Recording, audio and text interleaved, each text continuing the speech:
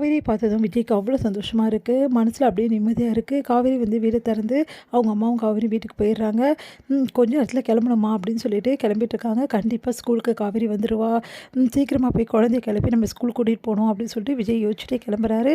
அடுத்து வந்து விஜய் என்ன பண்ணுறாரு, ஸ்கூலில் வந்து கிளம்புறாரு. குழந்தைக்காக எல்லோரும் ஹெல்ப் பண்ண வராங்க. அவங்களெல்லாம் திட்டிட்டு வந்து விஜய் மட்டும் தனியாகவே வந்து குட்டி காவேரி கிளப்பி கூட்டிகிட்டு போகிறாரு. இதனால தாத்தா மனசு கஷ்டப்பட்டு அழறாரு. அவரை வந்து சமாதானப்படுத்துகிறாங்க அவங்க பொண்ணும் அவங்க மருமகனும்.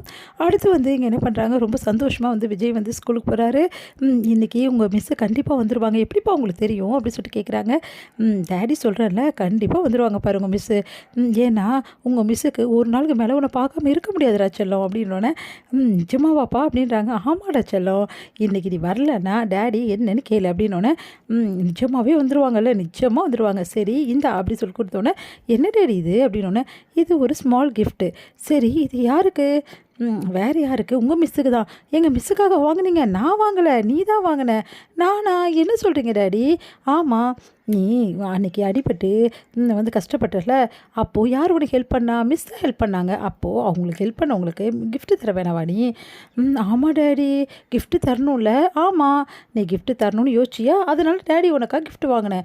இது நீ வாங்கின கிஃப்ட்டு அப்படின்னோடனே, நான் போய் கடையில் வாங்கினா தானே நான் வாங்கின கிஃப்ட்டு, நீங்கள் தானே வாங்கினீங்க, அப்போ நீங்கள் வாங்கின கிஃப்ட்டு தானே. அதெல்லாம் கிடையவே கிடையாது. நீ மனசில் நினச்சியா, இப்போ நினச்சியா?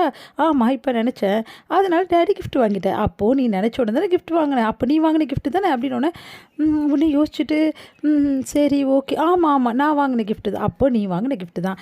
இந்த கிஃப்ட்டை நீ எப்படி சொல்லி உங்கள் மிஸ்கிட்ட கொடுப்ப? எங்கள் டேடி கிஃப்ட் வாங்கி வந்து கொடுத்தாருன்னு எப்படி கொடுப்ப? அப்படி எப்படி சொல்லுவ? ஏன்னா நீ தானே வாங்கியிருக்க, அப்போ நீ வாங்கின கிஃப்ட்டு தானே கொடுக்கணும். ஆமாம் டேடி. அப்போ மிஸ்கிட்ட நீ என்ன சொல்லணும்? நான் உங்களுக்கு கிஃப்ட் வாங்கியிருக்கேன் மிஸ், இந்தாங்க மிஸ் அப்படி சொல்லிட்டு கொடுக்கணும், சரியா? சரி அவங்க வேணாம் சொன்னால் என்ன பண்ணுறது டேடி? அது எப்படி வேணாம் சொல்லுவாங்க? நீ அவங்களுக்காக மெனக்கெட்டு வாங்கின கிஃப்ட்டை அவங்க வேணாம் சொல்ல மாட்டாங்கல்ல. நீ அப்படி சொன்னால் தான் வேணாம் சொல்லுவாங்க. ஒரு வேளை நீ வேறு ஏதாவது சொன்னீங்கன்னா கண்டிப்பாக வேணாம் சொல்லிடுவாங்க அப்படின்னோடனே, சரிங்க டேடி நானே வாங்கிட்டேன்னு சொல்லிவிட்டு அவங்கக்கிட்ட கொடுத்துட்றேன், சரியா? சரிங்க டேடி. இப்போது மிஸ் கண்டிப்பாக வாங்கிப்பாங்கல்ல? கண்டிப்பாக வாங்கிப்பாங்க, நான் சொல்கிற மாதிரிலாம் சொல்லு, நிச்சயம் இந்த கிஃப்ட்டை அவங்ககிட்ட வாங்கிப்பாங்க. மிஸ்க்கு கிஃப்ட் கொடுக்குறது உனக்கு சந்தோஷமா இல்லையா? ரொம்ப ரொம்ப சந்தோஷம் டேடி, தேங்க்யூ டேடி அப்படி சொல்லிட்டு ஹக் பண்ணிக்கிறாங்க. எங்கள் கிளாஸ்க்கு வந்து அதுக்கப்புறம் அப்பாவும் பொண்ணும் போகிறாங்க. அப்போ வந்து சரிங்க டேடி நான் உள்ளே போகிறேன் அப்படி சொல்லிட்டு போகிறாங்க. சரி கிஃப்ட்டை மறந்துட்டு பாரு அப்படின்னோன்னா அதையும் எடுத்துக்கிறாங்க. சரின்னு சொல்லிட்டு உள்ளே கிளாஸ் ரூம் போகிறாங்க. பாய் அப்படி சொல்லிட்டு வெளியேருந்து அனுப்புகிறாரு. இன்றைக்கி கண்டிப்பாக காவேரியை மீட் பண்ணணும் ஈவினிங்கே அப்படின்னு சொல்லிட்டு யோசிக்கிறார் விஜய். அடுத்து வந்து காவேரி வந்து அறக்க பறக்க வந்து இறங்குறாங்க. அப்படியே வந்து க்யூட்டாக வந்து அப்படியே பார்த்துட்டே இருக்கார் விஜய். அச்சோ ரொம்ப லேட் ஆகிடுச்சு, என்ன சொல்ல போகிறாங்க தெரியலையே அப்படின்னு சொல்லிட்டு அறக்க பறக்க ஓடி வராங்க.